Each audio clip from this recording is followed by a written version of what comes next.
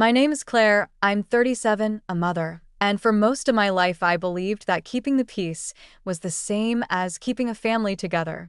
If you had looked at my life from the outside a year ago, you would have thought I had everything figured out: a stable marriage, a quiet house in a decent neighborhood, a daughter who did well in school and hugged me goodnight every evening. People used words like strong, lucky, put together. I smiled when they said it. I learned how to smile early. But behind closed doors, the truth was far different. I grew up in a family where secrets were treated like inheritance. My mother taught me how to stay silent before she taught me how to stand up for myself. My father disappeared emotionally long before he ever left physically. Love, in our house, was something you earned by not asking too many questions. I carried that lesson straight into my marriage. My husband knew that about me. He knew I avoided conflict. He knew I trusted paperwork more than people. He knew I wanted my daughter to grow up in a complete family so badly that I'd ignore the feeling in my chest that something wasn't right. And for years, he used that. I told myself every marriage has dark corners. Every family hides something. I told myself I was protecting my child by staying quiet. I didn't realize I was teaching her how to survive the same way I did. The cracks didn't appear all at once. They never do. They showed up as late-night phone calls he took outside, documents I didn't remember signing, money that moved without explanation, jokes about how I'd be lost without him, small comments that made me doubt my memory, my judgment, my worth. From the outside, he looked confident, unshakable, the kind of man who walks into a room believing it already belongs to him. I didn't know then that my daughter was watching everything, listening, remembering, quietly building something of her own. And I had no idea that the moment she would finally speak, the moment she would stand up in a courtroom and press play, would change everything I thought I knew about my marriage, my family, and myself. The first time I realized my daughter knew more than she should, she was 8. I was standing at the kitchen sink, pretending to scrub an already clean glass, when she asked, very casually, "Mom, why does Dad get angry when you ask about money?" I laughed, too quickly, too loudly, the way people laugh when they're scared of the answer. "He doesn't get angry," I said. "He just gets stressed." She nodded, too mature, too understanding, and then she went back to her room and shut the door. That was the pattern of our house. Questions floated up, answers were softened, doors closed quietly, nothing exploded, nothing obvious, which made it easier to pretend everything was fine. At the same time, another story was unfolding, one I didn't yet see as connected. At work, people started treating me differently, subtly. Meetings I used to be included in happened without me. Decisions were made for my convenience. I told myself it was coincidence, that I was imagining it, that I was tired. My husband told me the same thing. "You're overthinking again," he'd say, his hand resting on my shoulder just a second too firmly. "You always do this." I didn't know then that he was already preparing for life without me, just not the way I imagined. Parallel to that, my mother re-entered my life in strange, uncomfortable ways: random calls, vague warnings, statements that sounded like advice but felt like guilt. "Make sure everything is documented," she said once, out of nowhere. "Some men don't leave, they erase." I asked her what she meant. She changed the subject. "That's how secrets move through families. They don't arrive loudly. They circle you until you're too tired to ask." The night everything shifted, my daughter whispered something that didn't sound like a child repeating gossip. It sounded like someone repeating a fact. "Mom," she said, sitting on the edge of my bed, "Dad thinks you don't read the emails." My stomach dropped. "What emails?" She hesitated, looked at the floor, then said, "The ones about the house." I didn't sleep that night. Instead, I opened folders I hadn't opened before, bank statements I trusted without checking, legal documents that used words I recognized but didn't fully understand, transfers, signatures, timelines that didn't match my memory. It felt like standing in a room I'd lived in for years and suddenly realizing all the furniture had been slowly moved an inch at a time. By the time the divorce papers arrived, I wasn't shocked. What shocked me was how calm he was. He acted like this was a formality, like the ending had already been agreed on, and I had simply missed the meeting. "Don't make this harder than it needs to be," he said. "For who?" I asked. He smiled, the same smile he wore the day he proposed. For everyone. That smile followed me into the courtroom weeks later. My daughter sat beside me, her feet not quite touching the floor. She looked small in that room. Too small for what was about to happen. The judge spoke, lawyers spoke, my husband spoke confidently, clearly, like someone who believed the truth was flexible if you said it calmly enough. Then the judge turned to my daughter. Do you want to say anything? I felt my heart stop. She stood up. And that was when I realized the quiet in our family had never been emptiness. It had been preparation. My heart started pounding so hard I could hear it in my ears. What happened next changed everything for all of us, and no one in that courtroom was ready for it. From the outside, my husband still looked unstoppable, calm posture, relaxed shoulders, the same man who always knew how to sound reasonable. If you didn't know our life, you'd think I was the unstable one, the emotional wife, the overreacting mother. That narrative had followed me for years, quietly, efficiently. But behind closed doors, the truth was far different. As my daughter stood there, small hands clenched, I suddenly saw every parallel story collide into one moment. All the things I had ignored, all the things I thought were separate problems. The money, the emails, my mother's warnings, my job slowly disappearing from under me, and my daughter, always listening. She cleared her throat.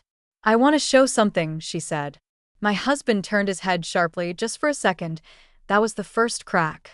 The judge hesitated. The lawyers shifted. What do you want to show? The judge asked. She looked at me first, not for permission, for reassurance. I nodded, even though my hands were shaking. She pulled out a small tablet. And suddenly, I remembered another moment, years earlier, when my husband had walked into our living room and laughed. You wouldn't survive without me, he had said casually, if you don't even notice what's happening around you. He was wrong. Because while he was planning, while he was moving money, while he was building a version of reality where I didn't belong, someone else was quietly building something too. My daughter pressed play. At first, it was just audio, his voice calm, familiar. I need everything transferred before the hearing, he said. She won't notice, she never does. A ripple went through the room. Then the video cut to emails, screenshots, dates, property documents, conversations between him and someone saved in his phone as Wolves. Legal. The Wolves. That's when another parallel line snapped into focus. Months earlier, I'd overheard him on the phone late at night. He used that word once, wolves. I thought it was a joke, some work nickname, some group chat. It wasn't.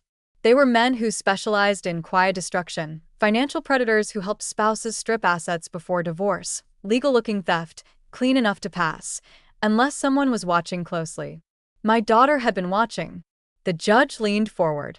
My husband stood up. This is inappropriate, he said. She's a child. But his voice wasn't steady anymore. The judge raised a hand. Sit down. My knees almost gave out. Another clip played. His voice again, this time angrier. If she asks questions, deny everything, make her sound unstable. Courts love that. I felt something inside me collapse and rebuild at the same time. I thought I had the perfect life until one secret from my past caught up with me. My mother. The judge paused the video, looked at me. Mrs. Carter, she said gently, is this the first time you're hearing this? I nodded. And suddenly, I understood why my mother had gone quiet whenever I talked about my marriage, why she warned me without explaining, why she sounded afraid, not of my husband, but of what men like him could do if you weren't prepared. She had lived through it once. She had survived a wolf. The judge turned back to my daughter. Who helped you collect this? She answered without hesitation. My grandma. The room froze. About her divorce, about the money she lost, about the silence she thought was survival. They told me I could never fight, she said, so I taught your daughter how. My husband didn't just lose the case. He lost the narrative. And I didn't quietly rebuild something they'd forget. Together, we built something they'd remember.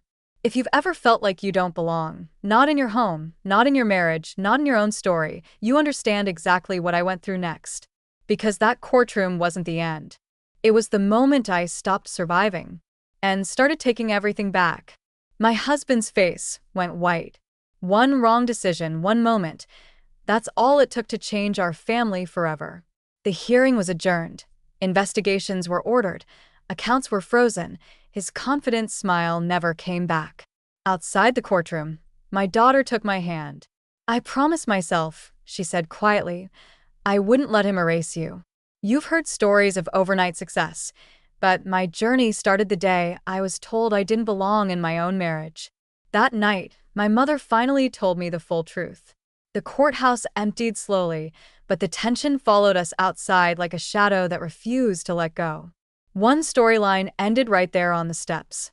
My husband didn't look at me when his lawyer pulled him aside. He didn't shout, he didn't threaten. That scared me more than anger ever could. Men like him didn't explode when they lost. They recalculated. He walked past us, jaw tight, phone already in his hand. That was the end of the courtroom story. And the beginning of something much darker.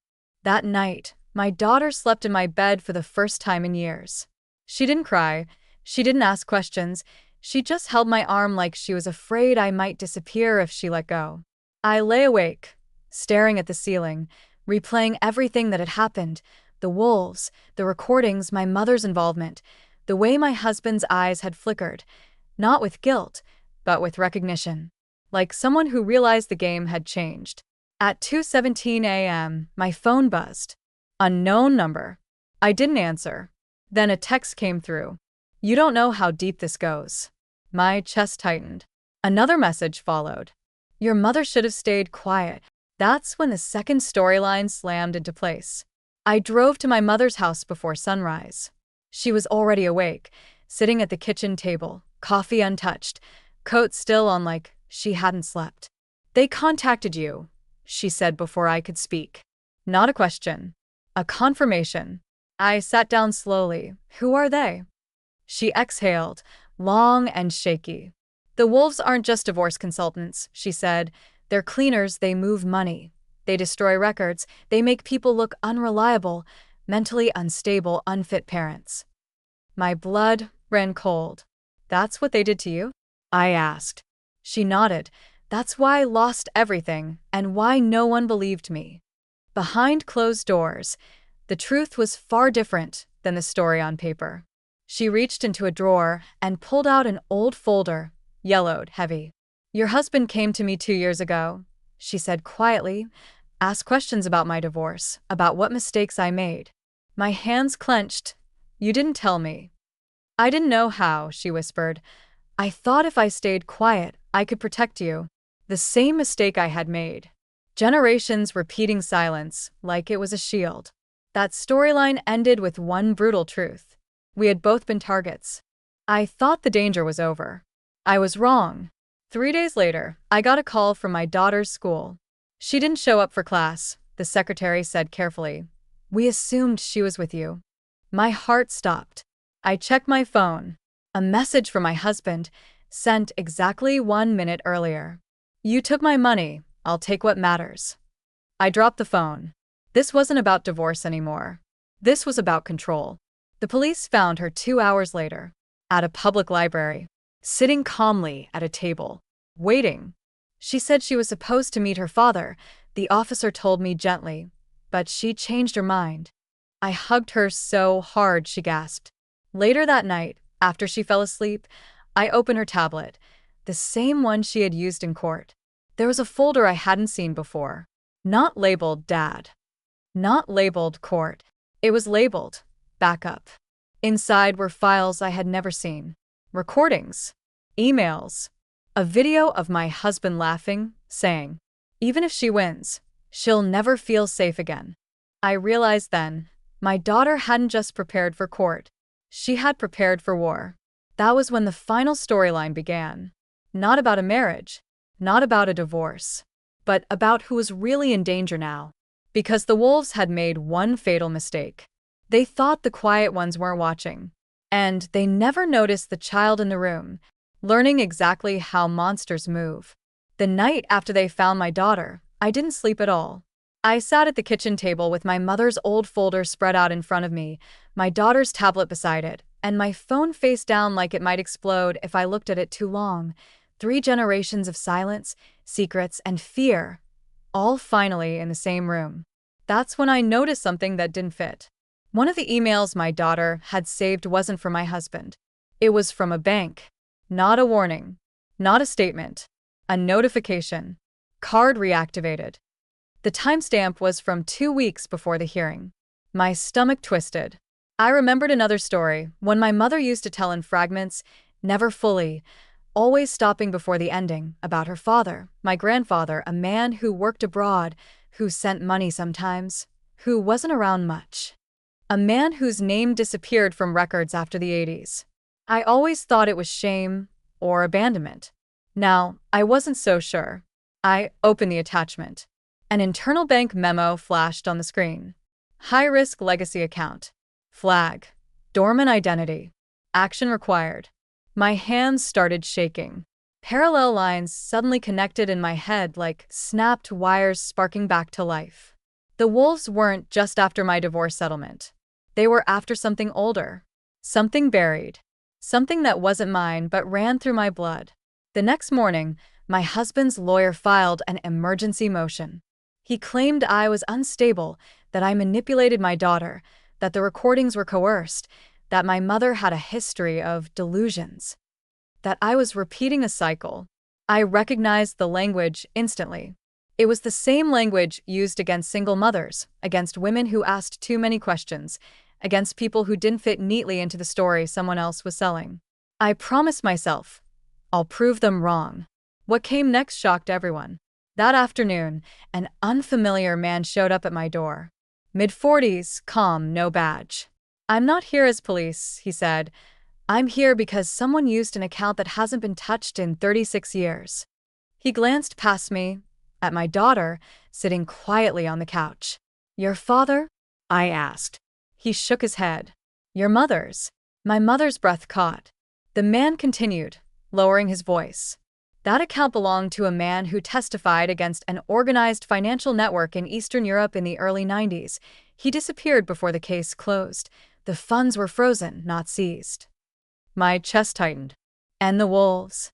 I asked. He met my eyes. "They're the modern version. One wrong decision, one moment. That's all it took to change our family forever. My husband didn't marry me for love. He married me for proximity." That night, another parallel story closed. I confronted him. Not in court. Not through lawyers. In person. He looked tired, angry, cornered. "You think you won," he said quietly. "You have no idea what you stepped into." I held up my phone. "I know exactly what I stepped into," I said, "and you walked me there." He laughed once, bitter. "You were never supposed to understand," he said. "Your mother was supposed to stay quiet. Your daughter was supposed to stay a child." "And you?" I asked. "What were you supposed to be?" His smile vanished. Rich. That was the end of him. The investigation exploded outward like a controlled burn. Accounts frozen, shell companies exposed, names connected across decades. The wolves didn't just scatter. They turned on each other. My husband was arrested 2 weeks later. Fraud, coercion, attempted custodial interference. The judge didn't laugh this time. The final storyline closed quietly. One evening, my daughter sat beside me and asked, "Are we safe now?" I thought about my mother, about my grandfather, about the account that survived dictators, borders, and time. "Yes," I said, "we are." From the outside, I don't look unstoppable. I look like a woman who survived. But behind closed doors, the truth is this. They thought I didn't belong in the story. So I took it back. All of it. By the time everything surfaced, I no longer felt afraid. Fear is the first thing they take from you, quietly, patiently, until you forget it was ever yours. My husband didn't fall dramatically. There were no headlines, no public apologies. He disappeared the same way he had lived inside our marriage. Calculating, silent, convinced he still controlled the outcome. But when the investigations reached the accounts he thought were untouchable, when the people he trusted started protecting themselves instead of him, the illusion collapsed. Not with anger, with paperwork, with evidence, with witnesses who realized silence would no longer save them. He told his lawyer later that he never thought I'd go this far. He was right. I went further. The network he relied on, the wolves, didn't scatter because of morality. They scattered because someone touched something old, something buried, something that had survived borders, decades, and fear. When the frozen accounts were flagged, when the legacy trail appeared, it triggered doors no one wanted reopened, the kind of doors my family had spent generations avoiding. That's when my mother finally told the truth.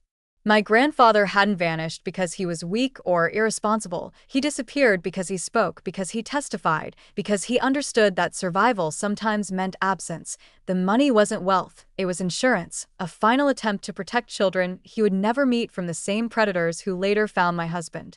My mother stayed silent her whole life because she believed quiet was protection.